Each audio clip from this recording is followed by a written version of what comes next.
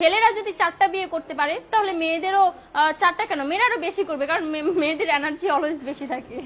ছেলেরা যদি 4টা বিয়ে করতে পারে তাহলে মেয়েরা পারবে না কেন? অবশ্যই পারবে, কারণ নারী পুরুষ সমান অধিকার। আর যদি একটা কথাই চিন্তা করি তাহলে মেয়েদের চেন কোনো কাজে লাগে না, চেন খুলে মুতার অধিকার তো তাদেরও আছে। মালে আসেন, একটা চাবি দিয়া যদি 4টা তালা খোলা যায় ওটাকে বলা হয় মাস্টার কি, আর একটা তালা যদি 4টা চাবিতেই খুলে সেটাকে বলা হয় কি। ধরেন আপনি 4টা ইঁদুর পালেন, আপনার কাছে গর্ত আছে একটা, বাহিরে অনেক বৃষ্টি, বুঝেনি তো ওয়েদার ডিমান্ড। এখন 4টা ইঁদুরের একসাথে গর্তে ঢুকতে হবে, তখন আপনি কি করবেন? ধরলাম উপরে নিচে মিলাইয়া আরো 2টা আছে, হ্যাঁ, তাহলে 4 নাম্বার ইঁদুরটা কই যাবো? কানের ফুটা দা না নাকের ফুটা দিয়া?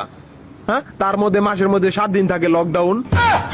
আমি মানি, আমি না শুধু সবাই মানে, মেয়েদের অনেক পাওয়ার, মেয়েদের অনেক এনার্জি। তাহলে দেশের মধ্যে ঘন ঘন লোডশেডিং হয় কেন? আমার মাথায় কোনোভাবেই ঢোকে না। একটা ছেলে যদি 4টা বিয়ে করে, 4টা ঘরে যদি 10টা সন্তান থাকে, তারপরে বাপের নামে একটাই থাকবো। এখন আপনি যদি 4টা বিয়ে করেন, একটা সন্তান হয়, তাহলে বাপের নাম কি দিবেন? সলিমুদ্দিন, কলিমুদ্দিন, আনোয়ার, মনোয়ার, নাকি গড়ে মিলাইয়া জানোয়ার? আপনি কি নারী না ঢাকা শহরের লোকাল গাড়ি? 30টা সিট ফুল, 20 জন দাঁড়ানো, তারপরও বলে পিছনে সিট খালি, ওঠেন তাড়াতাড়ি, পিছনে সিট খালি, ওঠেন তাড়াতাড়ি। শুধু এই সমস্ত মেয়েদের কারণে পুরা